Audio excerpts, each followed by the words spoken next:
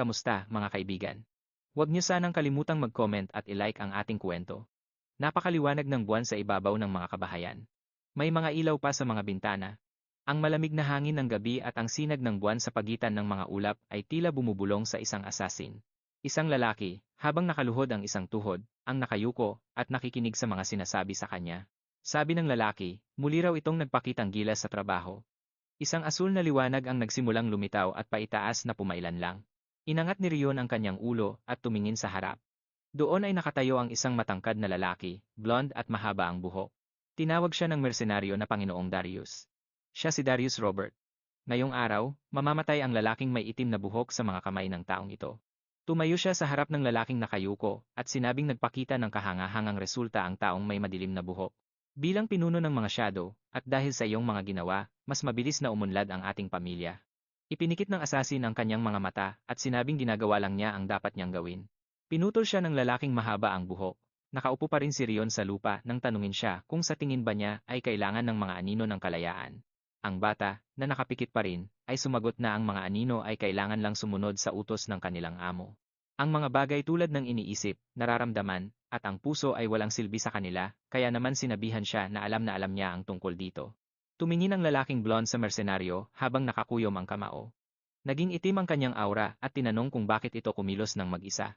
Sa wakas ay iminulat na ng lalaking may madilim na buhok ang kanyang mga mata, at nagtaka po ang amo kung paano siya nakawala sa kontrol sa isip. Nag-ikting ang katawan ni Ryan at tinanong ang sarili kung paano ito nalaman ni Robert. Balot ng mga pulang tanikala ang mga kakaibang figura. Mind control. Tatlong figurang may itim na piring sa mata ang nakikipaglaban sa mga tao. Sa pamamagitan ng kontrol sa isip, kinokontrol ng pamilya Robert ang grupo ng mga asasin na kung tawagin ay shadows.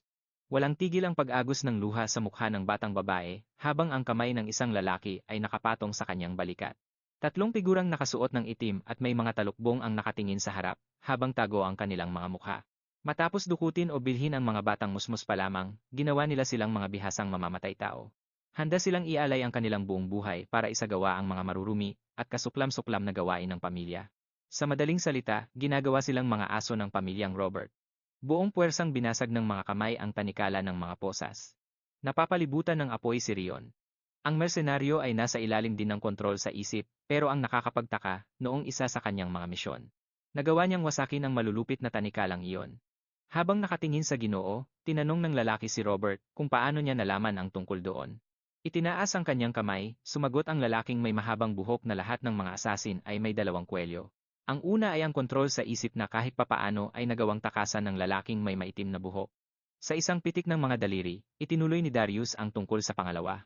Napahawak sa kanyang bibig si Rion at biglang nagbago ang kanyang mukha nang makarinig siya ng isang tunog, at ang kanyang kamay ay naging kulay pula. Napasigaw sa tindi ng sakit ang lalaking may maitim na buhok at bumagsak sa sahig, habang ang lalaking blonde na nasa harap niya ay nakangiti lang ng nakakaloko. Umaagos ang dugo mula sa bibig ng mersenaryo, at hindi niya maintindihan kung anong klaseng sakit ang nararamdaman niya. Parang dinudurog ang kanyang puso sa maraming piraso. Lalo pang lumawak ang ngiti ng kanyang Panginoon. Inangat ng lalaki ang kanyang ulo at tumingin sa Ginoo ng may pagkalito. Isa itong galit na uod. Ang puso ay nababalutan ng isang kumikinang na nilalang na mukhang alupihan, na unti-unting kinakain ang kanyang organo sa utos ni Robert. Isang sumpa na kayang diktahan maging ang damdamin ng isang alipin. Nagalit ang asasin at sinabing hindi pa kontento ang blonde na lalaki.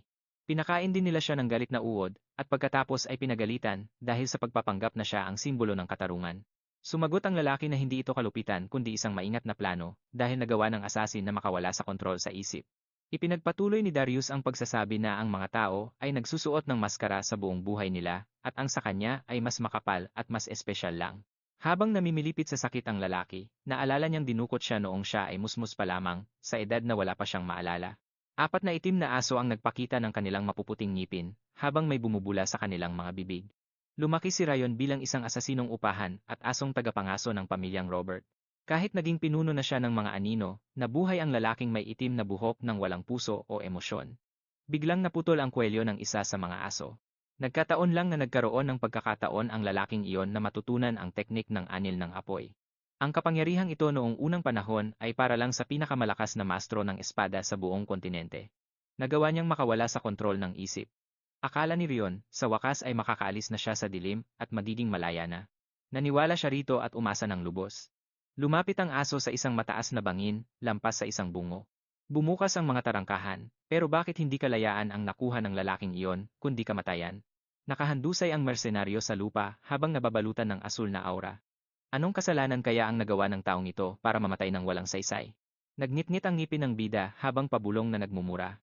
Kuminang ang kanyang mga mata sa kulay asul at nang gigigil na ikinuyom ni Rion ang kanyang mga kamao, iniisip na hindi pwedeng matapos ang lahat ng ganito lang. Bumangon siya mula sa pagkakadapa habang nakahawak sa kanyang puso, at tiningnan si Darus, na halatang nagulat sa nangyari at nagtanong. Paano pa nagawang tumayo ng lalaki sa ganoong kalagayan? Humanda siya sa pakikipaglaban sa harap ng lalaking may mahabang buhok. Ipinatong ng lalaki ang isang kamay sa kanyang nakatukod na tuhod at ang isa naman ay sa lupa. Sa kanyang isip, pilit niyang sinusubukang saktan ang kanyang amo. Kahit isang sugat man lang bago siya malagutan ng hininga, habang lalong tumitindi ang ningning ng kanyang mga mata. Sumugod ang mersenaryo kay Darus kasabay ng isang malakas na sigaw. Hindi papayag ang lalaking ito na mamatay ng puno ng kahihiyan. Kaya lalo pa niyang binilisan ang kanyang pagtakbo. Napakunot ang noo ng lalaking blonde at agad na hinawakan ang kanyang espada. Nakita ng mersenaryo ang refleksyon ng maingat na lalaki sa kanyang mga mata. Sa isang mabilis na paghawi ng espada, tinigpas ng lalaking may mahabang buhok ang ulo ng kanyang kaaway. Lumayo siya habang bumubagsak ang walang buhay na katawan sa lupa. Tumalsik pa ng malayo ang ulo ni Rion na may bakas ng matinding sindak sa mukha. Wala nang anumang palatandaan ng buhay ang binata. Nilapitan ni Darus ang bangkay at tiningnan ito. Akala ng lalaking blonde ay nasangga nito ang kanyang atake. Hindi lang nakawala ang basurang ito sa kontrol sa isip, kundi nagawa pa niyang salakayin ang kanyang amo habang tinitiis ang hapdi ng nagngangalit na uod sa loob niya. Tumalikod ang lalaking may mahabang buhok at naglakad palayo, habang sinasabing matagal na ring panahon ang nakalipas mula nang may mangyaring ganito. Habang nakatingin sa sugat sa kanyang braso na dumadanak ang dugo, naisip ni Darus kung ilang taon na ba ang nakalipas simula noong huli siyang nasugatan. Nasugatan siya, nakagat siya ng sarili niyang asong pangangaso na itinuring lang naman na gamit na itatapon din. Wala siyang masabi. Sa bagay, patay na ang asasinong iyon, kaya wala na siyang dapat pang ipag-alala. Inutusan niya ang kanyang mga tauhan na iligpit ang bangkay, saka lumayo ang amo. Ang mga matang wala ng buhay ay nakatitig sa papalayong figura. Kilala si Darus bilang isa sa pinakamalakas na mandirigma sa kontinente. Natural lang na hindi siya matatalo ng isang hamak na mersenaryo. Dahil sobrang lakas ng babaeng blonde at masyadong mahina ang batang lalaki. Bakit ba wala talagang magawa? Hindi man lang nagbago ang ekspresyon ni Rion. Ang bata, na pinalilibutan ng apoy, ay naupo sa tapat ng bangkay. Sayang naman at kinailangan pang mamuhay ng bata ng ganoon ng walang dahilan, itinaas ng lalaking may mahabang buhok ang kanyang kamay. Nakakaawa na naging laruan lang siya ni Darus sa loob ng mahabang panahon, nakatayo pa rin ang asasinong pinaliligiran ng apoy. Sobrang nakakainis na hindi niya naperpekto ang anil ng apoy na ibinigay sa kanya dahil sa kanyang pananalig. Diyos man o demonyo, humingi ng tulong ang lalaking may itim na buhok para makapaghiganti sa lalaking iyon na may mahabang buhok kahit anong paraan pa ang gamitin. Umilaw ang isang brooch na hugis sa lagubang malapit sa kanyang kamay. Lumabas ang isang senyales na ang binata ay pinili ni Raph. Bumaba si Raph sa kanyang katawan pero patay na ang napiling sisidlan, kaya naging pula ang senyales, ibig sabihin ay nagkaroon ng pagkakamali. Biglang sumabog ang isang puting liwanag. Maaraw sa labas at may isang asul na paru-paro na lumilipad sa gitna ng mga puting bulaklak. May nagsimulang tumawag sa bata na rayo ng araw. Isang babaeng blonde na may pulang mga mata at may hawak na laruang pang-baby ang lumapit sa kanya. Pinapatingin niya ang kanyang anak sa kanya, inabot ng maliit na kamay ng bata ang laruan, habang tuwang-tuwa naman ang ina sa ginagawa ng kanyang anak. Iminulat ng bata ang kanyang mga matang kasing pula rin ng sa kanya, at naglabas ng munting tunog, habang inaabot ang kanyang kamay sa kanyang ina. Binuhat siya nito at niyakap ng mahigpit, habang sinasabi kung kanino ba siya nagmana at naging napakagwapo. Napanginig naman si Rion at napatingin sa babae. Hindi pa rin siya sanay sa ganito. Ang babaeng ito na yumayakap sa kanya ay nagngangalang Sylvia. Kahit nahirap pa rin siyang maniwala, itinaas ni Sylvia ang bata at pinasasambit sa kanya ang salitang ina. Napakunot ang noo ng bata. Isinilang siyang muli bilang anak ng babaeng ito, at dala-dala pa rin niya ang lahat ng alaala ng kanyang nakaraang buhay. Kung saan isa siyang mamamatay tao. Napakunot din ang noo ng lalaking nakaitim na nasa tabi ng kanyang kapareha. Humiga ang bata sa kama pero hindi nakatulog, sa pag-aakalang panaginip lang ang lahat. Sa loob ng 100 araw, wala siyang ginawa kundi matulog. Pero lumipas ang panahon at hindi nagising ang bata mula sa panaginip na ito, kaya sa wakas ay tinanggap na niya ang katotohanang muli siyang nabuhay. Kinalong ni Sylvia ang, habang karga ang bata, nangarap ang babae na sana ay bigyan ng pinuno ang kanyang anak ng isang maganda at kagalang-galang na pangalan. Ngumuso si Rayon. Hindi na kasi niya pwedeng gamitin ang pangalang ibinigay sa kanya bago pa siya isilang. At napansin ng bata na 100 araw na ang nakalipas, Pero kahit isang beses ay hindi pa rin nagpapakita ang pinuno. Mukhang abala ito. Pagkatapos niyang muling mabuhay sa mundong ito, hindi pa siya nagkakaroon ng pagkakataong makapag-aral ng husto. Pero kahit ganoon, ramdam ng dating asasinong ito na nakatira siya sa mansyon ng mga napakayaman at makapangyarihang maharlika. Inilibot ng batang may buhok na kulay ginto ang kanyang paningin sa loob ng malaki at marangyang tahanan, na mas magarbo pa kaysa sa mga sikat na palasyo. Isang bagong buhay ang nagsisimula para sa dating mersenaryo, at sa pagkakataong ito pinanganak siya na may gintong kutsara sa bibig. Isang malakas na katok sa pinto ang nakakuha sa kanyang atensyon, at agad na lumingon si Ron sa direksyong iyon. Pumasok sa silid ni Ginang Sylvia ang katulong na halatang hiningal sa kakahabol, habang bakas ang matinding takot sa kanyang mukha. Sumigaw ang bata na papunta na raw ang pinuno ng pamilya sa silid ng dalagang may buhok na kulay ginto. Nagulat si Sylvia at muling nagtanong kung ang kaniyang ama ba ang tinutukoy nito. Napataas naman ang kilay ng batang may pulang mga mata, dahil nagtataka siya sa katotohanang ang lolo niya pala ang pinuno ng tahanang ito. Sinabi ni Sylvia sa katulong na kailangan nilang maghanda ng anuman, pero sinabi ng kaniyang tauhan na huli na ang lahat para kumilos dahil dumating na ang lalaki. Isang malakas na lagutok ng pinto ang pumutol sa kanilang usapan. Sabay na napalingon ang mga babae sa tunog na iyon at kitang-kita sa kanilang mga mata ang labis na pangamba. Maging ang batang lalaki ay naging alerto rin habang mahigpit na ikinukuyom ang kaniyang maliliit na kamao. Napaisip siya kung anong klaseng kapangyarihan ba ito. Dumating na nga, ang pinuno ng pamilya. Tatlong matatangkad na figura ang lumitaw sa pintuan at naglakad palapit sa mga babae habang naghihintay ang mga ito sa gitna ng nakabibinging katahimikan. Ramdam na ramdam ang matinding presyon sa paligid dahil lang sa kaniyang presensya. Maririnig ang yabag ng madidilim na sapatos sa asul na alpombra, isang lalaking may ginintuang buhok at suot ang isang pulang kapa ang dumaan sa harap ng dalawang bata. Mas hinigpitan ni Sylvia ang yakap sa kaniyang anak, habang ang bata naman ay patuloy na nakatingin sa matangkad na figura, sinusuri ang kaniyang mga hinala. Nagsalita ang babaeng may buhok na kulay ginto nang lumapit ang lalaki sa kaniya. Ang pinuno ng pamilya, nang hindi man lang nagbibigay ng pagbati, ay agad na nagtanong tungkol sa bata. May buhok na kasing ningning ng araw at mga matang pula na parang nagbabagang apoy. Isang matandang lalaki na may ugaling kasing lamig ng yelo. Siya ang may-ari ng mansyon na si Sigurd, na may hawak na isa sa pinakamataas na posisyon sa kontinente, ang hari ng Hilaga, na si Glenn Sigurd. Tinitigan ng lalaki ang bata nang may nakakunot na noo. Tila muling nabuhay si Raon sa pinakamalakas na pamilya sa buong kontinente. Isang hindi kilalang boses ang nag-alok na kargahin ang bata sa kanyang mga bisig. Kay laking biro ng tadhana, isang matandang lalaki na nagngangalang Glenn, habang kalong ang isang sanggol, ang nagsabing simula sa araw na ito, ang bata ay tatawaging Raon.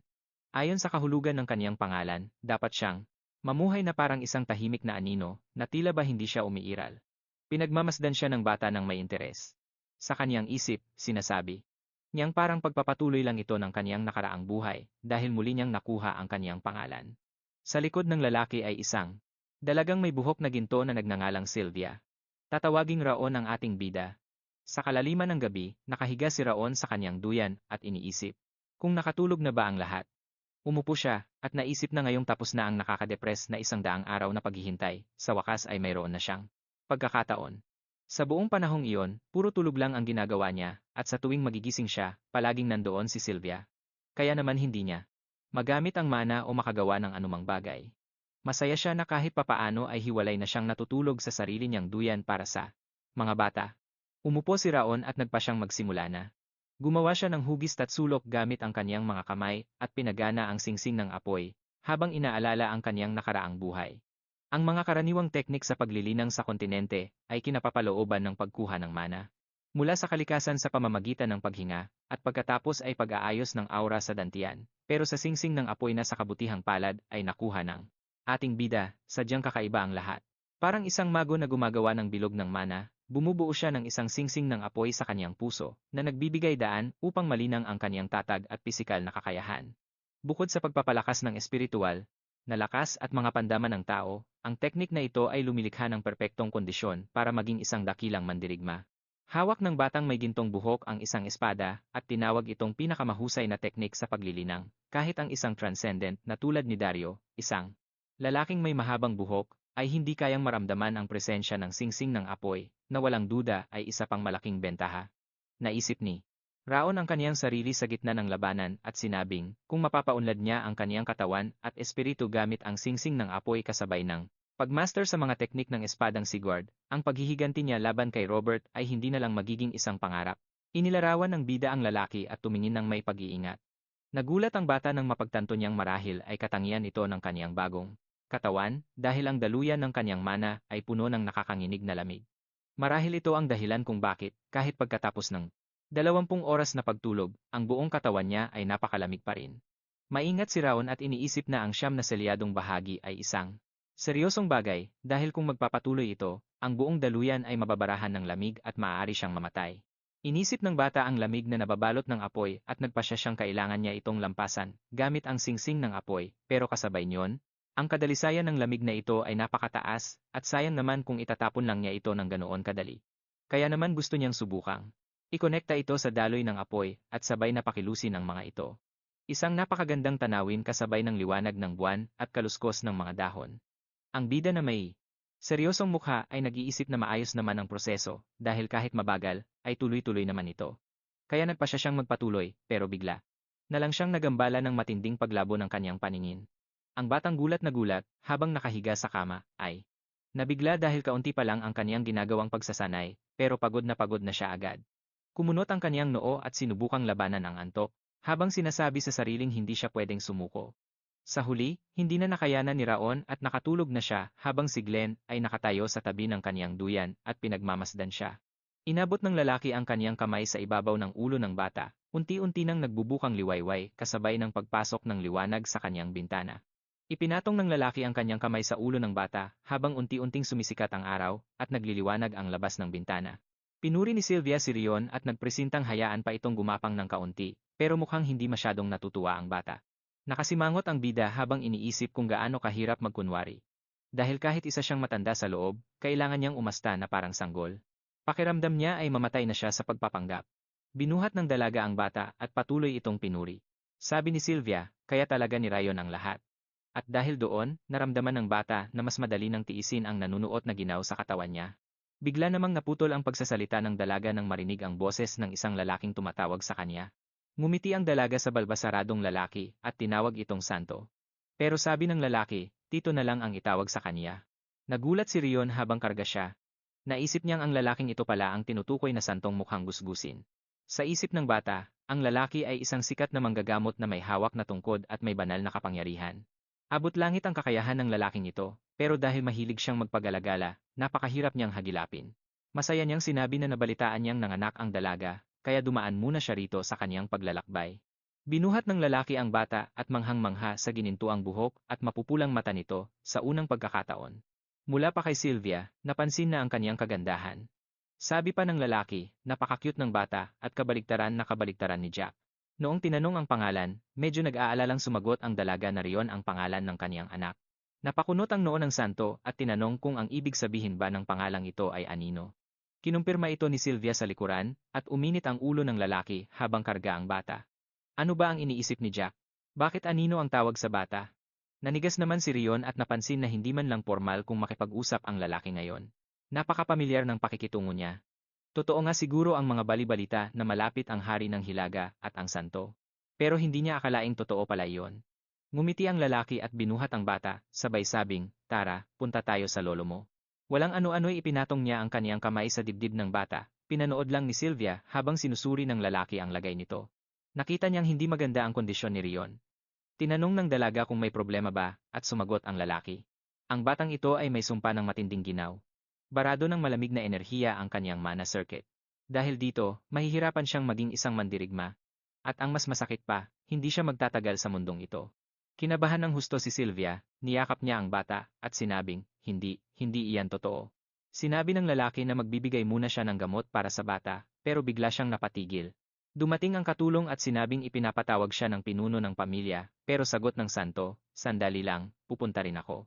Nang marinig niyang gusto siyang makita ng pinuno ngayon din, napakunot ang noo ng lalaki. Sabi niya, gaya ng dati, laging maling oras ang pagtawag sa kaniya. Pumayag na rin siyang sumunod sa harap ng katulong. Napaisip si Rion tungkol sa sumpa ng ginaw na iyon. Bagaman wala namang mababago kahit malaman pa niya ito ngayon. Kasi suot naman niya ang singsing ng apoy, kaya hindi iyon problema, pero biglang may pumatak na luha. Pumatak ito sa mukha ng bata dahil nagsimula ng umiyak si Sylvia. Paulit-ulit niyang sinasabing hindi iyon totoo. Habang pinupunasan ang kaniyang mga luha, sinabi ng dalaga na hindi niya kayang mawala ang bata, at ang mga sinabi ng lalaki ay purong kalokohan lang. Niyakap ng mahigpit ni Sylvia ang anak at sumigaw na gagawin niya ang lahat, mahahanap niya ang paraan para mapagaling ito. Hindi ka pwedeng mawala. O, hindi ka pwedeng magkasakit. Nanlaki ang mga mata ni Ryan habang nakatingin sa kanyang ina. Naramdaman niya ang isang kakaibang kirot sa kanyang dibdib. Ayaw niyang makitang umiiyak ang kanyang nanay. Nagdesisyon siyang ayaw niyang makakita ng ganitong lungkot. Kaya iniunat ng bata ang kaniyang kamay para hawakan ang pisngi ni Sylvia. Dahil ayaw niyang umiyak ang dalaga, tumingin ito sa bata habang gumagawa si Rion ng iba't ibang tunog para patahanin siya. Habang nag-uusap ang mga lalaki sa kabilang pan, determinado namang hinila ni Sylvia ang katulong papasok kahit papanay ang reklamo nito at babala tungkol sa bagsik ng amo ng tahanan. Hingal na hingal at bakas ang takot sa mga mata ng bata habang nakatingin kay Jack. Nagalit ang lalaki at sinabing kawalan yon ng galang. Gusto niya sanang sitahin ang hindi tamang pagmamadali nito, pero bigla siyang napatigil nang makita ang kalagayan niya. Napayuko si Sylvia habang lumuluha ang mga mata, at nakiusap na iligtas ang kanyang anak, nagmakaawa siya rito. Nailigtas si Rion. Habang nakaupo ang mga lalaki sa hapag, umiiyak na sinabi ng batang babae na ang bata ay ang lahat para sa kanya. Patuloy siyang nagmakaawa na iligtas ito. Sabi ni Jack, mahihirapan siyang mabuhay bilang isang mandirigma. Kaya nagtaka siya kung bakit siya tutulong sa isang tao na wala namang pakinabang sa pamilya. Sinubukan ni Sylvia na tumutol at sabihing apo niya ang bata, pero sumagot ang lalaki na isa lang itong walang kwentang apo. Dinala niya ang bata pagkatapos niyang iwan ang kanyang pamilya. Ang tanging nagawa lang ni Jack ay ibigay sa kaniya ang pangalang si Cart. Kaya dapat lang na magpasalamat siya doon at huwag nang umasa pa sa higit pa. Pero patuloy pa rin sa pagmamakaawa ang babae. Pero nag-utos si Jack na ilayo na siya dahil wala na siyang balak na sabihin pa. Habang umiiyak, pilit pa rin kinakausap ni Sylvia ang lalaki at nakiusap ng nakiusap, pero puwersahang inilayo ang babae. Tahimik lang na naupo ang lalaki habang may hawak na tasa. Napakunot ang noo ng santo at tinawag siyang matigas ang ulo. Dahil hirap na hirap siyang ipakita ang kanyang totoong nararamdaman kahit na siya mismo ang nagpatawag para patingnan ang kanyang apo. At heto siya ngayon, ginagawa na niya ito. Uminom lang si Jack mula sa kaniyang tasa at nagtanong tungkol sa lagay ng bata. Sinimulang ipaliwanag ng santo na ang circuit ng mana ng bata ay barado ng matinding lamig sa siyam na bahagi. Habang tumatanda siya, lalong nagiging delikado ang sitwasyon, kahit na nilalabanan ni Jack ang lamig gamit ang kanyang aura. Kahit walang maging problema sa ngayon, halos imposible para sa kanyang apo na maging isang mandirigma. Sumagot ang lalaki habang umiinom na wala siyang pakialam, dahil sapat na raw na mabuhay lang ang bata. Napansin ng santo na kabaliktaran ito nang ipinakita niya kanina lang. Pagkatapos nito, tinanong niya kung tingin din ba nito ay cute ang kanyang apo. Habang nakaupo pa rin sa mesa, nagtanong siya. Tinanong niya kung bakit Rion ang ipinangalan ni Jack, gayong ang dami namang ibang magandang pangalan, at biglang, naging shadow ito. Inis na sumagot ang lalaki na ang ibig sabihin ng hon ay higit pa sa anino, habang nakatitig sa refleksyon niya sa inumin. Sinabi niya na 10 taon na ang nakalilipas, iba ang kahulugan ng pangalang ito. Umaga na sa labas. Pinapakain ni Sylvia ang bata gamit ang kutsara, at sinabing gamot iyon na ibinigay ng santo. Siguradong mapait ito, pero kailangan niyang magtiis ng konti. Napapikit na lang siya at ang katulong, habang naghihintay ng reaksyon. Nang may marinig, bahagyang idinilat ni Sylvia ang kaniyang mga mata at nakita ang bata na inaabot ang kutsara. Tuwang-tuwa ang mga babae sa naging reaksyon ng bata. Masayang sinabi ng babae na iniinom ni Rion ang gamot. Sumang-ayon ang katulong at sinabing siguro ay napakapait nito para sa isang bata, pero mukhang naiintindihan siya nito. Malinaw na naintindihan ng bata ang intensyon ni Sylvia. Masayang niyakap ng babae ang kaniyang anak habang umiiyak sa sobrang galak. Naisip ng bayani na kahit mapait ito ang gamot na may katangian ng apoy na kailangan niya. Itinaboy ng mainit na enerhiya ang lamig sa kaniyang circuit ng mana. Habang humihikbi, tinanong ng babae kung naiintindihan siya ng bata. Naisip niyang mas mabuting inumin ang gamot sa lalong madaling panahon. Lumipas ang 2 taon.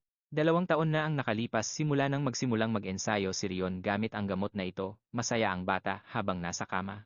Nang ma-activate ang ring ng apoy, naisip niya na salamat dito ay mas mabilis na siyang kumilos. Naabot na niya ang unang antas ng ring ng apoy, pagkatapos ng 2 taon ng walang tigil na pagsasanay. Tuwing umaga, nakikipaglaro siya kina Sylvia at Helen, na tuwang-tuwang makasama siya. Napagtanto niya na wala ng ibang bata sa buong kontinente ang nagsisikap ng husto gaya niya. Habang natutulog siya at tuwing madaling araw, nag-iensayo siya at ganito ang takbo ng kaniyang buhay araw-araw. Lumipas pa ang panahon, lumaki na ang bata at 5 taong gulang na siya ngayon. Nabuo na ang pangalawang ring ng apoy. Umabot na sa level 2 ang ring ng apoy. Tumaas ang kaniyang soul class at mas naging sensitibo siya sa mana. Tumaas ang kaniyang spiritual power at lakas. Ngumiti si Rayon at natuwa na sa wakas ay nagawa niya rin ito. Habang tinitingnan ang mga estatistika sa harap niya, naabot na niya ang level 2 ng magic ring. Naupo ang bata habang binabasa ang mensahe, iniisip na ngayon ay umiikot na rin ang pangalawang ring. Umiikot ito sa kanyang puso, tumatawid sa una, at mas bumuti na ang kanyang pakiramdam sa mana. Naantala ang pag-iisip ng bayani nang tawagin siya ng kanyang katulong. Tumayo ito sa tabi niya at sinabing maaga siyang nagising. Pagkatapos ay humingi ito ng pahintulot na kunin ang kanyang mga damit para labhan, na sinang-ayunan naman ng bata. Habang kinukuha ng katulong ang mga damit, napansin ng bata na hindi nito nakikita ang mensahe sa harap niya. Ang mga system window na ito ay nagsimulang lumitaw simula noong maabot niya ang level 1 ng ring ng apoy. Naalala ni Rion ang takot sa kanyang mukha, at sinabi na noong lumitaw ang mensaheng iyon, wala siyang kaalam-alam kung ano ito. Isa pala itong sistema kung saan pwede niyang suriin ang kanyang status. Noong oras na iyon, level 1 ang ipinapakita ng window. Ipinapakita doon ang sumpa ng matinding lamig at ang mababang resistensya. Sinubukan ng bata na ipakita ang sistema kay Helen. Pero base sa reaksyon nito, isa itong window na siya lang ang nakakakita. Kung wala ang gamot, mahihirapan siyang mabuhay. Nagawa niya rin sa wakas. Akala niya noon, gamot lang ang kailangan niya, pero sa loob ng 5 taon na to, sina Sylvia, Ellen, at ang iba pa sa gusaling ito ay palaging nag-aalala kung komportable ba siya o kung may masakit sa kanya, at itinuring siya na parang isang napakahalagang kayamanan. Kaya naman, siguro ay nagkaroon din ito ng magandang epekto. Niyakap siya ni Sylvia sa kanyang mga braso, tinabihan sa pagtulog, at masayang pinagmasdan kasama ang katulong. Kinamot ng bata ang likod ng kanyang ulo, at naisip na 5 taong gulang pa lang siya ngayon, na ang ibig sabihin ay marami pa siyang oras at maaari niyang namnamin ang bawat sandali.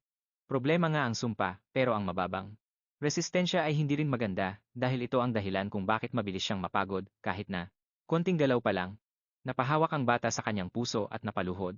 Inactivate ng bata ang Ring of Fire, at naisip na sa dati niyang buhay, tinawag siyang pinakamagaling na assassin, at nagtataglay siya ng napakahusay na technique sa cultivation, ang Ring of Fire. Kaya naman, gamit ang karanasang iyon, nagawa niyang gawing perpekto ang technique na ito at masasabing, wala na itong anumang kakulangan.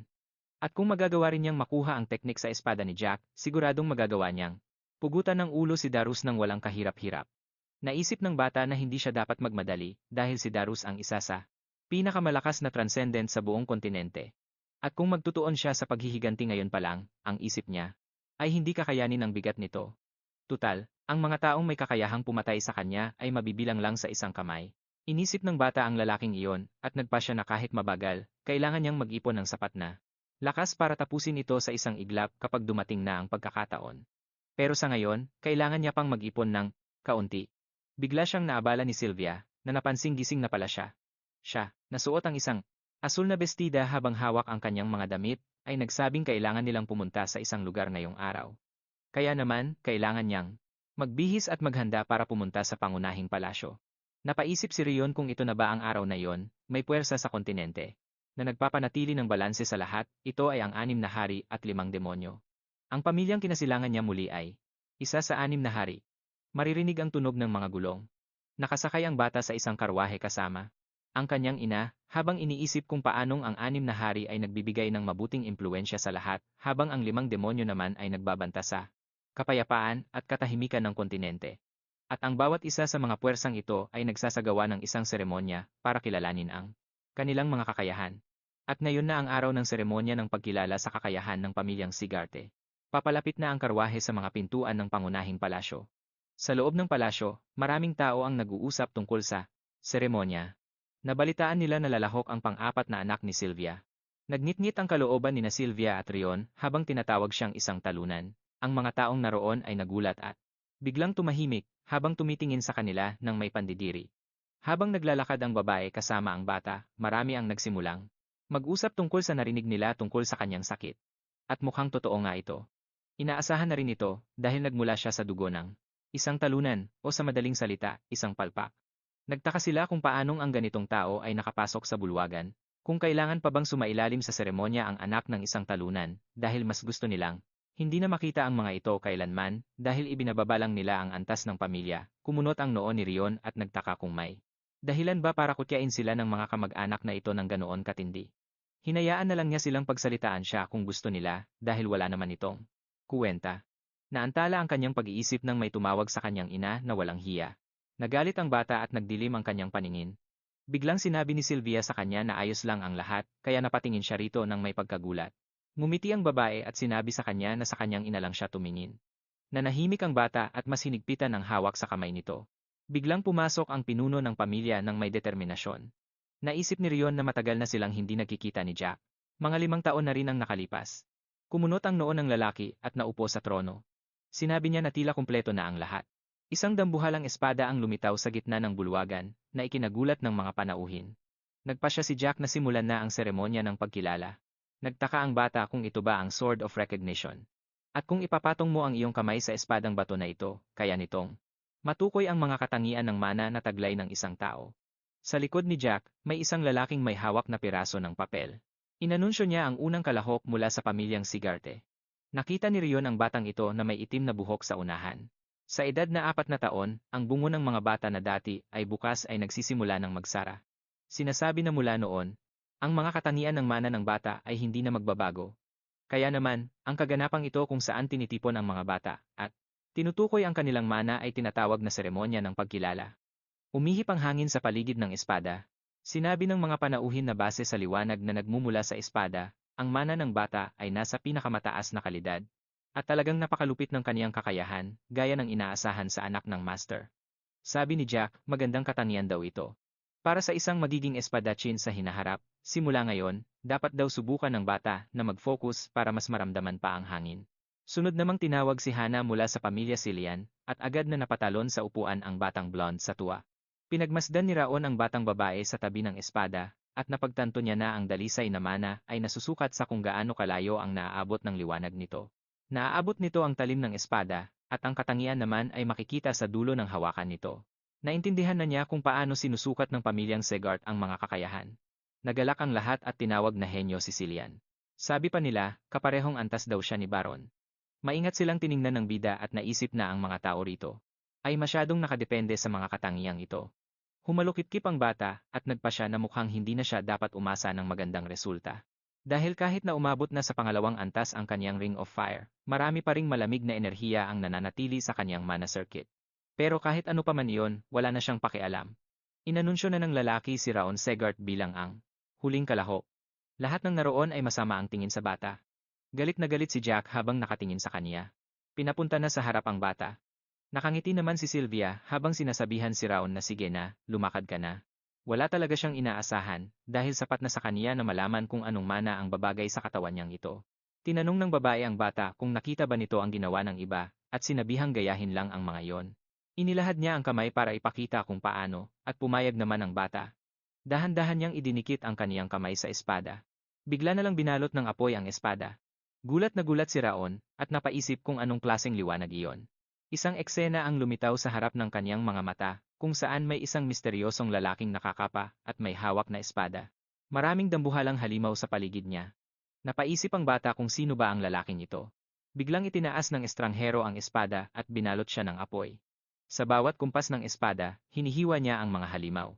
Isang malakas na pagsabog ang narinig mula sa ataking iyon, biglang natauhan ang bata at naalala ang espadang bato. Ang liwanag ay hindi man lang umabot sa gitna, kaya naman pinagtawanan siya ng mga panauhin habang tahimik lang na nakaupo si Jack. Sabi nila, kulay puti raw ang kanyang mana at walang kahit anong katangian. Mukhang pati raw ang Diyos ng digmaan ay ayaw ng kalingain ang anak ng isang pugante. Inalo ni Sylvia ang bata at sinabing ayos lang ang lahat at napakabuting bata niya. Pero patuloy pa rin ang mga tao sa pangungutya sa kanya. Tinatanong nila kung talagang galing ba sa pamilya Segart ang batang ito. Sabi nila, masyado na raw itong kahiyahiya at pumunta lang daw sila rito para mapahiya ng ganito. Ang tanging nakuha lang daw ng taong ito sa pinuno ng pamilya ay ang mapulang mata at gintong buhok. Biglang sumigaw si Jack.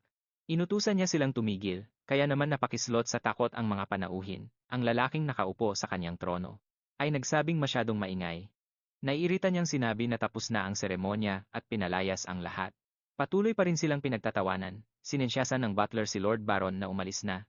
Naiwan ang espada sa bulwagan. Sinabi ni Jack na mukhang wala na talagang magagawa at hindi na siya umaasa pa.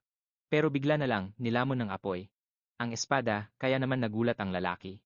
Ang liwanag mula sa espada ay sumabog sa buong paligid. Gulat na gulat ang lalaki na ang liwanag ng espadang bato ay kulay ginto, kasing tingkad ng araw. Nabasa niya sa isang libro na ang aura ng unang pinuno ay kakaiba dahil sa tindi ng lakas ng apoy nito na kayang tunawin kahit ang apoy pa mula sa kailaliman ng lupa. Napahigpit ang hawak ng lalaki sa libro at naging tense siya dahil ang gintong mana ay minsan lang lumitaw sa buong kasaysayan ng pamilya. Kulay matingkad na ginto ang kaniyang mana, ang mga gintong apoy ay napakaganda at talagang nakakasilaw tingnan. Tulala ang lalaki sa harap ng espadang balot ng apoy, hindi siya makapaniwala sa ginawa ni Raon. Tiningnan ni Raon ang kaniyang status window. Pangalan, Raon Segart. Titulo, wala. Status, sumpa ng matinding lamig.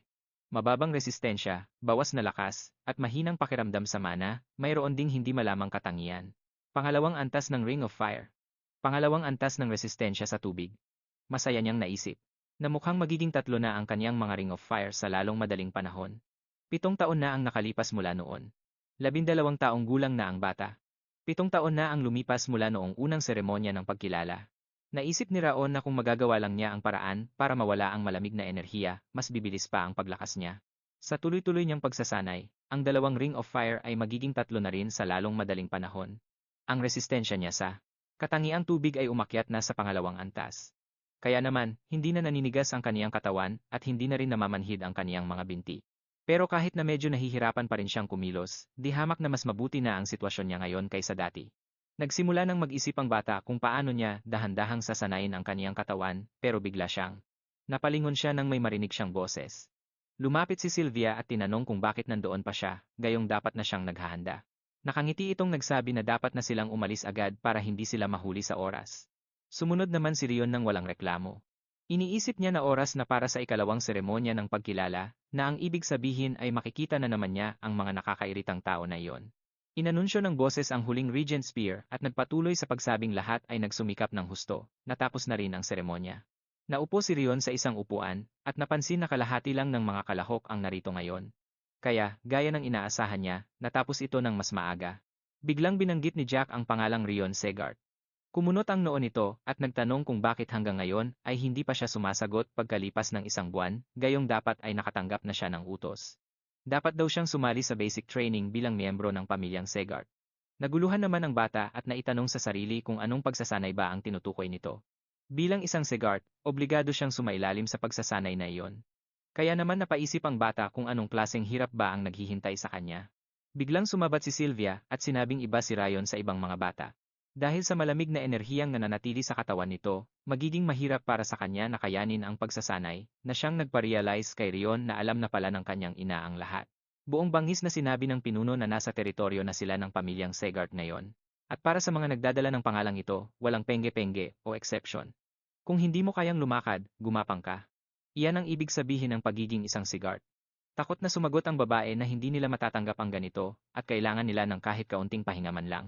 Nagtaka si Jack kung bakit hindi niya ito matanggap, tatalikuran na naman ba niya ang pamilya? At sa pagkakataong ito ay may kasama na siyang bata, dahil sa lupain na ito, maaari ka lang mabuhay bilang isang tunay na Segart. Napakagatlabi na lang si Sylvia sa takot. Nagsimulang magbulungan ang mga bisita kung tatakas ba siyang muli, dahil mukhang kapana-panabik itong panoorin. Pero sa ngayon, wala na siyang dantian para makabuo pa ng anumang mana circuit. Mapang-asar silang nagbubulungan. Tungkol sa kung gaano kakaawa-awa na ang lalaking ito ay isang direktang inapo ng Segart, habang ang babae naman ay tahimik lang na nakatayo doon. Habang nakayuko, sa wakas ay naintindihan na ng bata kung bakit ganoon na lang kalupit ang trato nila kay Sylvia. Tinalikuran niya pala ang pamilya, may mga bakas pa na nag-ensayo si Sylvia ng martial arts dati, pero wala na siyang natitirang aura. Matapos sirain ang kanyang dantian at mana circuit, nilayasan niya ang pamilya at nagpakasal sa tatay ng bata. Gayunpaman, noong nagdadalang tao na siya, pinatay ang ama ng bata, kaya wala siyang choice kundi bumalik na lang dito. At dahil tinanggihan na niya dati ang kanyang posisyon bilang direktang tagapagmana ng Segart, itinuring siyang mas mababa pa. Kaysa sa mga nasa gilid-gilid lang na kamag-anak, pero pananaw lang iyon ng mga tao sa labas at ang kanilang sitwasyon. Ngunit ngayon, siya na ang anak ni Sylvia Rion, at hindi niya matatagalang makitang ginaganito ang kanyang ina. Humakbang pasulong ang bata. Nangangatog sa takot na nagtanong ang kanyang ina kung ano ang ginagawa niya, at pilit siyang pinapabalik dahil siya na raw ang bahala sa lahat. Kalmadong sinabi ni Rion na ayos lang ang lahat. Humarap siya sa pinuno at sinabing lalahok siya sa pagsasanay. Nanindigan siya na sasali siya hanggang sa susunod na buwan. Biglang sumingit si Daenerys Segart at sinabing ang bata ay mukhang wala man lang kaalam-alam tungkol sa pagsasanay na ito. At kahit tawagin pa itong basic training, ang isang sakiting tulad niya, ay hindi kakayanin ng ganoon kabigat na ensayo. Kaya naman, dapat na siyang umurong bago pa mahuli ang lahat. Habang nakatayo sa harap ng pinuno, matatag na sumagot ang bata na ayos lang siya, dahil kailangan niyang panindigan ang kanyang pangalan. Sabi niya, ang pangalang ibinigay sa kanya ng mga Segart ang dahilan kung bakit dapat siyang sumali sa pagsasanay. Galit na sinabi ni Jack na napakadali lang sa kanyang banggitin ang pangalang Segart, pero alam ba niya kung gaano kabigat ang responsibilidad ng pangalang ito? Napatingin ang bata sa lalaki ng may halong takot. Isang patak ng dugo ang lumabas sa kanyang bibig patungo sa sahig. Ramdam ni Rion ang tindi ng presyon. Dahil sa isang tingin pa lang, ganoon nakalakas ang aura nito, na parang pipigain ang puso niya palabas ng kanyang dibdib. Mas malakas ang kapangyarihang ito kaysa kay Robert. Ganito pala ang isang mandirigmang tinatawag na hari ng hilaga na nagdadala ng kamatayan. Agad na tumakbo si Sylvia sa bata dahil sa takot at sinabi sa lalaki na bata pa ito at hindi pa naiintindihan ang mga sinasabi niya. Nakiusap si Danair sa pinuno na bawasan ang presyon dahil wala pang malay ang bata, ngunit buong bangis na nagpahayag si Jack. Sinabi niyang siya ang nagsasalita ngayon, kaya naman humingi ng paumanhin si Danair dahil sa takot. Habang yakap-yakap ang bata, nakiusap si Sylvia na hindi pa nito kayang dumaan sa ganitong pagsasanay at itigil na ito. Napaisip si Rion na noong unang panahon, bilang isang asasin na laging nabubuhay sa kadiliman, mas malapit pa siya sa kamatayan kaysa sa buhay at hindi kailanman nakakita ng liwanag. Pero iba na ngayon. Ang bata mula sa kanyang nakaraang buhay ang nagtulak sa kanya ngayon at nagdesisyon na hindi na siya magtatago pa. Hindi na siya muling mabubuhay bilang ang asasin na si Ryan. Nagnitnit ang mga ngipin ng bata at matatag na naglakad pasulong. Napagpasyahan niya na siya, si Rion Segart, ang magbabalik kay Sylvia sa posisyon kung saan ito dapat nararapat. Sinabi niya sa pinuno na hindi nito malalaman ang sagot dahil hindi pa siya lumalaki at sumusubok. Doon siya nakatira sa pangunahing palasyo, pero sa isang liblib na bahagi lang nito. Kaya naman hindi niya alam kung gaano talaga kataas ang katayuan o kung gaano katanyag ang pamilyang Segart. Pero gusto niyang sumali sa pagsasanay para malaman kung anong klaseng lugar ba talaga ito. Habang inaalala ng bata ang kanyang kabataan, nagpasya siyang poprotektahan niya si Sylvia, pati na rin ang kaligayahan at mga ngiti ng mga taong mahalaga sa kanya. Siguradong ibabalik niya ang lahat ng iyon gamit ang sarili niyang mga kamay. Tinanong siya ni Jack kung nakapagdesisyon na ba siyang alamin ang tunay na lakas ng pamilyang Segart sa pamamagitan ng basic training, at sumagot ang bata na ito lang ang tanging paraan na magagawa niya ngayon. Sabi ng lalaki, dapat niyang sabihan ang guro na maghanda ng maayos para hindi madismaya ang bata. Bigla na lang bumagsak si Ryan sa lupa, habang iniisip na sa nakaraan niyang buhay ay siya ang pinakamagaling na asasin, at ngayon, siya na ang nakakuha sa maalamat na singsing ng apoy ng kontinente. Kaya kung magagamit niya ang lahat ng abilidad na ito, siguradong makakaangat siya sa pamilyang ito, habang nakakuyom. Ang kanyang mga palad, sumumpa siyang ipapakita niya sa kanila kung gaano katigas ang batong dati ay hinahamak lang ng lahat. Maririnig ang kalansing ng mga espada at ang ingay ng pagsasanay. Nagtanong si Karen kung hindi ba tinatawag na batang masakitin ang bata na halos hindi man lang makagalaw. Sinabi sa kanya ng katulong na higit sa isang tao ang nakarinig sa usapan ng madungis na santo at ng pinuno. Siguradong sinabi raw nila na malubha ang sakit ng bata. Napaisip si Karen kung paano nakakayanan ng bata ang ganoong klaseng pressure mula sa kanyang ama, dahil noon pa man ay hindi na normal ang katawan ng batang yon. Sinabi niya, na kung iisiping mabuti, magaling din ang mga kakayahan ni Sylvia, at pagkatapos ay iniutos niya sa katulong na ibigay ang utos sa katulong na babae at papuntahin ang lalaki sa liblib na gusali sa lalong madaling panahon. Tumakbo ang bata hanggang sa siya ay mapagod habang pinapaalalahanan siya ni Sylvia na huwag magmalabis. Inutusan naman ni Karen ang tauhan na iulat ang lahat ng nangyayari doon. Naglakad si Jack sa ikalimang training ground ng pamilyang Segart habang binabati siya ng lahat. Nakita niya si Rimmer na nakahiga sa sopa at sinabihan itong itigil ang pagpapanggap na tulog at bumangon na. Ngumiti ang bata at sinabi sa lalaki na talagang kahanga-hanga ito dahil hindi gumana sa kanya ang kanyang pagpapanggap. Kumunot ang noo ni Jack at sinabi sa kanya na ang mga guro doon ay nagpapawis at nagpapakapagod sa lupa, habang ang ulo naman nito ay walang ginagawa sa mga oras na yon. Sumagot si Rimmer na sumusunod lang sila sa utos dahil patas lang daw yon, dahil utak ang ginagamit niya habang katawan naman ang gamit nila. Lalong kumunot ang noo ni Jack at sinabi kay Rimmer na kahit 50 taon na ang lumipas ay hindi pa rin ito tumatalino. Nakangiting sumagot si Rimmer na nagbabago ang mga tao bago sila mamatay. Pagkatapos ay naalala niya na isa nga pala siyang elfo. Nagtanong ang lalaki kung narito ba siya dahil sa kanyang pinakabatang apo. Sinabi niya sa lalaki na nagpunta na rito si Sylvia bago pa siya dumating para humingi ng tulong, pero hindi niya akalain na darating din ito ngayon.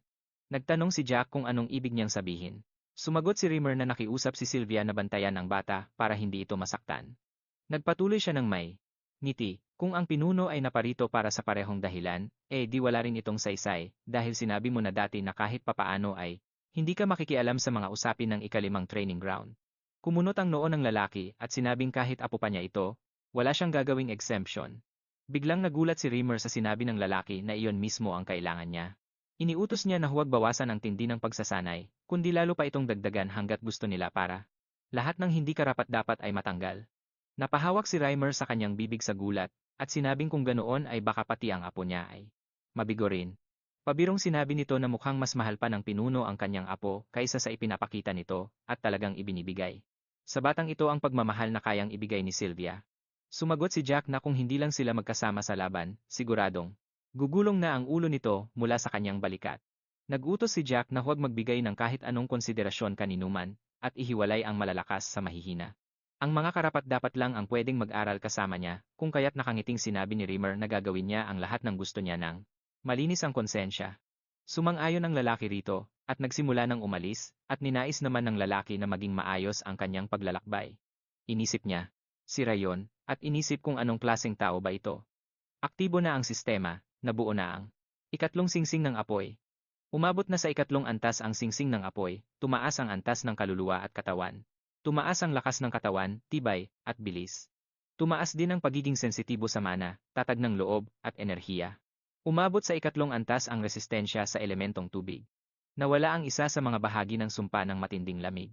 Inisip ng bata, na siguradong malaki ang pagkakaiba ng ikatlong antas, dahil tumalas ang pakiramdam ng kanyang katawan, at mas naging malinaw ang kanyang isipan.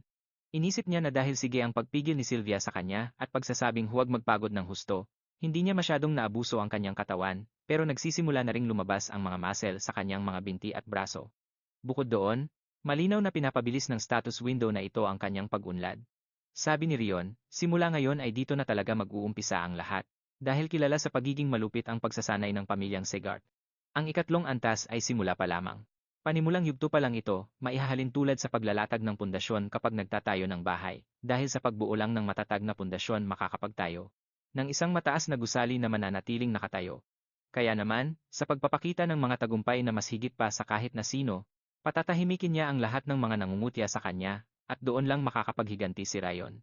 Nagdesisyon ang bata na hindi siya titigil hanggat hindi niya personal na napipigilan o napiputol ang ulo ng kanyang kaaway.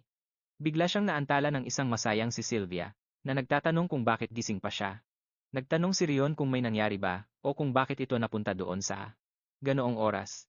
Habang nakaupo sa kama, sumagot ang dalaga na gusto niya lang sabihin ang isang bagay, dahil pupunta na ang bata sa training camp. Bukas para sa basic training. Tinanong niya kung kailangan ba talaga nitong pumunta roon at nagpatuloy si Sylvia sa pagsasabing, sa totoo lang ay gusto niya nang pigilan ang bata. Bakit kailangan pa nitong magtiis kahit na may sakit siya? Ano ang mangyayari kung masugatan ito habang nag-eensayo? Ipinatong niya ang kanyang kamay sa balikat nito at sinabing hindi naman sa pinagbabawalan niya itong pumunta, pero baka pwedeng ipagpaliban muna ito ng kahit isang taon pa. Sumagot si Rion na hindi na niya kaya dahil tuwing nakikita nila ang kanyang ina, ang pangunahing pamilya man o ang mga sangay nito ay gumagawa ng mukha na tila ba may nakikita silang hindi ka nais-nais. Binabaliwala nila ang kanyang ina at ang lahat ng nasa annex, at ang lahat ng ito ay nagpapabigat sa kanyang kalooban. Kaya naman, kung malalagpasan ng bata ang pagsasanay na ito ng may dangal, hindi na siya babaliwalain ng mga taong iyon.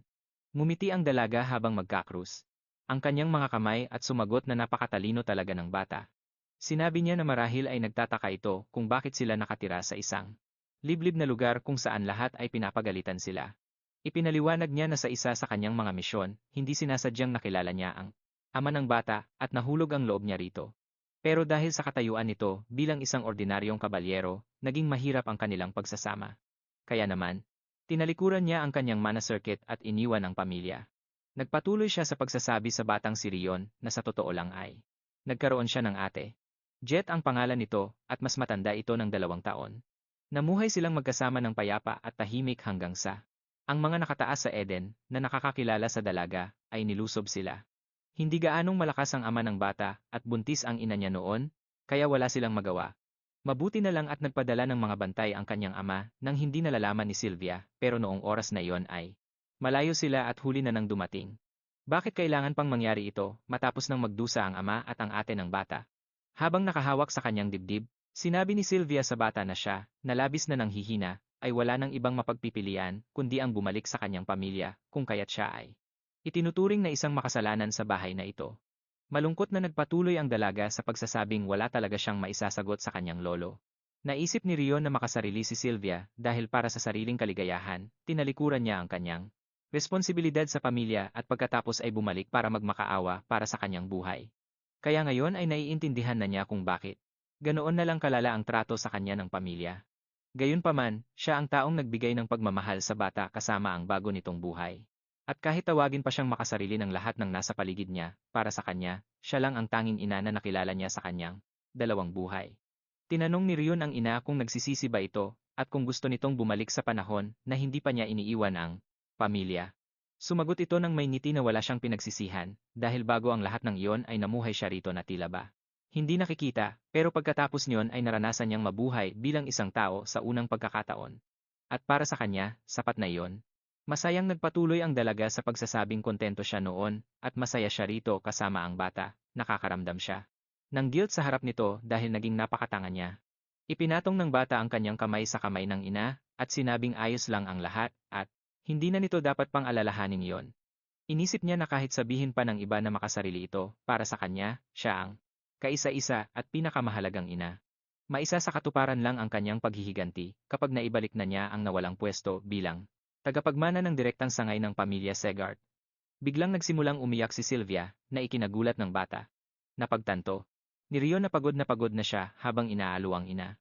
Nagpasya siyang dapat muna niyang suriin ang activation ng Ring of Fire, at pagkatapos ay matulog na dahil wala na ring masyadong oras bago ang pagsasanay. Pinag-cruise niya ang kanyang mga kamay, iniisip na sa ikatlong antas, ang bilis ng pag-ikot ng singsing ay walang dudang bumilis. At kung ang ganitong resulta ay nakikita na ngayon, ano pa kaya ang mangyayari kapag umakyat na ito sa medium level? Biglang naantala ang bata ng isang naglalagablab na apoy at isang hindi kilalang boses na nagsasabing dumating na ang takdang panahon. Ang hari ng underworld na lumitaw mula sa mga apoy ay nagsabing ang galit na nabuo sa loob ng bata ay umabot sa kanya. Kaya, sa ngalan ng puot, ang ikalawang hari ng underworld, ipaghihiganti niya ang bata. Nagulat ang bata at nagtanong kung ano iyon. Isang status window ang lumitaw, isang hindi kilalang skill, ang na-unlock. Ang trait na ira o puot ay nalikha at ang galit ay nagising. Bilang kapalit, nag-alok ang hari na ibigay dito ang kanyang kaluluwa at katawan, pero bigla itong nagulat na isang bata pala ang nasa harap niya. Tinanong ng bata ang nilalang kung sino siya, pero bigla siyang nagulat dahil may bata pala sa harap niya. Tinanong ng bata ang nilalang kung sino siya, at ito naman. Tinanong din ni Rion ang parehong bagay, bakit sa kanya napunta ang galit na ito, mukhang hindi nararapat ang isang hari sa isang batang tulad niya. Napagtanto niyang isa lang siyang bata dahil sa kaibuturan ng kanyang puso, mayroon talagang matinding galit na hindi niya makontrol. Inuutusan ng galit si Rion na ibigay ang kanyang kaluluwa at katawan para maisakatuparan ang paghihiganti na matagal na niyang pinapangarap. Nagtaka ang bata kung lumitaw ba ito dahil sa galit na nararamdaman niya para kay Darius bago siya mamatay. Pero huli na ang lahat. Sinabi niya sa hari na hindi niya kailangan ang tulong ng tulad nito at maghihiganti siya ng mag-isa.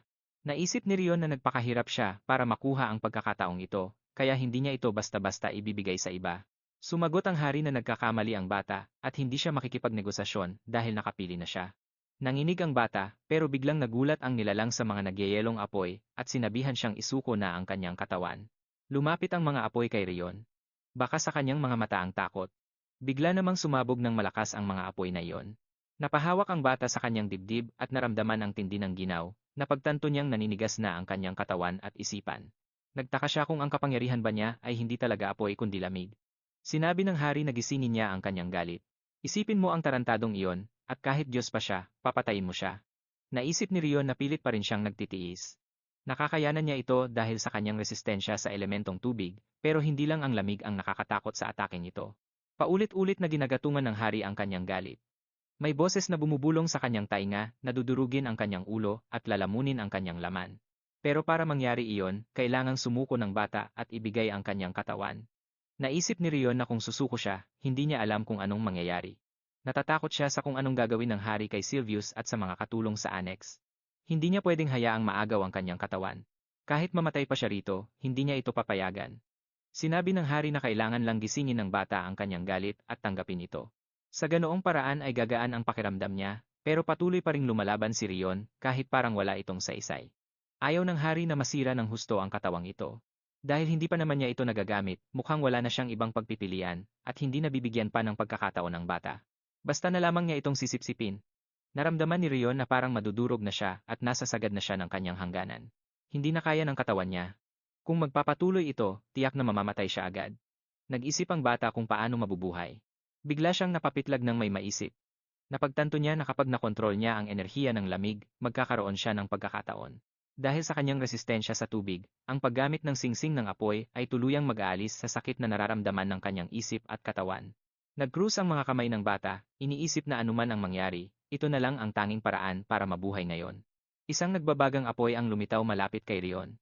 Nagulat ang hari, at sinabing kahit sandali pa lang ang lumilipas, nagising na siya. Paano matatalo ng isang mortal na bata ang hari ng mga demonyo? Seryosong sinabi ng bata na siya mismo ang magsasagawa ng sarili niyang paghihiganti. Hindi niya ibibigay ang kanyang katawan sa isang masamang espiritu. Galit na galit ang hari dahil tinawag siya ni Rion ng ganoon. Napikon ang hari ng kabilang mundo. Sumagot si Rion ng may nakakalokong ngiti na isa lamang siyang espiritu na hindi kaya siyang talunin. Idinagdag pa niya na baka patay na ang lahat ng mga hari at mas mabuti pang maglaho na lang siya ng tahimik. Lalong nagalit ang hari. Naisip ng bata na kakagising lang nito, kaya hindi pa nito magagamit ng maayos ang buong lakas nito. Biglang may lumitaw na status window na may mensahe tungkol sa pagkakabukas ng karagdagang kakayahan na ikinagulat ng bata. Nagtanong ang espiritu sa bata kung saan niya nakuha ang status window dahil kakayahan iyon ng hari ng mga demonyo. Nakita ng bata na naging malinaw ang kanyang mga kakayahan na may mga kasamang numero. Tinanong ni Rion ang hari kung ano ang ibig sabihin ng mensaheng iyon. Nag-usisa siya tungkol sa status window at kung may kinalaman ba ito sa kanya. Sumagot ang hari ng kabilang mundo. Sinabi niya na siya mismo ang gumawa ng sistemang iyon, pero saan ito nakuha ng bata? Itinanong ni Rion kung para saan ba ang sistemang ito. Sumagot ang espiritu na wala siyang dahilan para sabihin iyon, kaya nahulaan ng bata na ito ay para pabilisin ang kanyang paglakas. Nagulat ang hari rito, at naisip ng bata na mahina ang haring ito pagdating sa pagtatago ng kanyang nararamdaman. Naisip ni Rion na kaya pala naramdaman niyang kakaiba ang epekto ng singsing ng apoy kumpara sa dati niyang buhay. Dahil pala iyon sa sistema. Nagsimulang magalit ang espiritu, hinihingi ang kanyang katawan o ang kanyang kakayahan. Biglang sinuntok ng bata ang apoy, na ikinagulat ng espiritu dahil hindi nito inaasahan ang ganoong reaksyon. Sumagot siya na gagana na ito ngayon dahil nilagyan na niya ng mana ang kanyang suntok. Napaisip si Rion tungkol sa katangian ng isang kaluluwa. Marahil bilang isang kaluluwa, wala itong pisikal na anyo, dahil kung ganoon ay walang epekto ang aura sa kanya. Napagtanto niya na kailangan niyang kumpirmahin kung ang kanyang mga ataking may mana ay talagang makakapanakit sa hari. Nagliyab ang kanyang mga mata sa determinasyon habang hinaharap ang matinding lamig, malayo pa sa pagtatapos ang tapatang ito. At higit pa roon, nararamdaman ni Rion na ang status system ay may itinatagong mga lihim na pwedeng magpabago sa daloy ng epikong labanang ito. At isa pa, dahil sa katotohanang walang pumunta rito, kahit naglabas siya ng malakas na aura, mukhang siya lang talaga ang nakakakita at nakakaramdam sa espiritu. Nagsimulang ikaway ng bata ang kamay niya, sinusubukang itaboy ang espiritu. Biglang sinabihan siya ng hari na tumigil, at pagkatapos noon, may lumabas na asul na apoy malapit sa kamay ng bata. Nakita ni Ron na may lumitaw na pulseras sa kamay niya at tinanong kung ano ito. Sumagot ang hari na kahit ngayon lang siya nakalaya, babalik din ang kapangyarihan niya, kaya naman. Kahit ano pa ang gawin ng bata, hindi siya nito mapipigilan. Hanggat humihinga siya, mananatili ito sa tabi niya. Inisip ni Ron na para itong linta, at kung kaya lang niya, agad niya itong tatanggalin, pero kung